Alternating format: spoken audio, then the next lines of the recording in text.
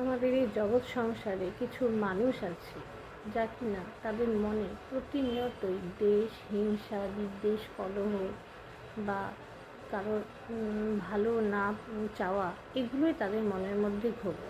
তাদের আপনি যতই ভালো করুন বা ভালোবাসুন, নিজেকে উজাড় করে নিজের সবটুকু দিয়ে তাদের ভালো করুন, ভালোবাসুন, কিন্তু আপনি তাদের কাছ থেকে কোনো ভালোবাসা বা উপকার পাবেন না।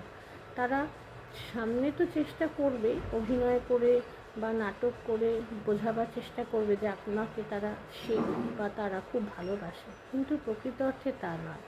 তারা সামনেও অথবা আপনার পেছনেও খারাপ করার চেষ্টা করবে বা আপনার খারাপ চাওয়ার চেষ্টা করবে। অর্থাৎ তাদের মনে আপনার জন্য কোনো ভালোবাসা, কোনো গুরুত্ব, কোনো কিছুই তাদের নেই। আপনি নিজেকে সম্পূর্ণ উজাড় করে সর্বশান্ত করে দিয়েও তাদের জন্য আপনি কিচ্ছু করতে পারবেন না। এই ধরনের মানুষকে আপনি কখনোই খুশি করতে পারবেন না। প্রয়োজনে নিজেকে অখুশি করে তুলবেন, নিজেকে সর্বশান্ত বা ব্যতিব্যস্ত করে তুলবেন। এই ধরনের মানুষের থেকে দূরে থাকুন, নিজেকে ভালো রাখুন, নিজেকে সুস্থ রাখুন, আনন্দে রাখুন।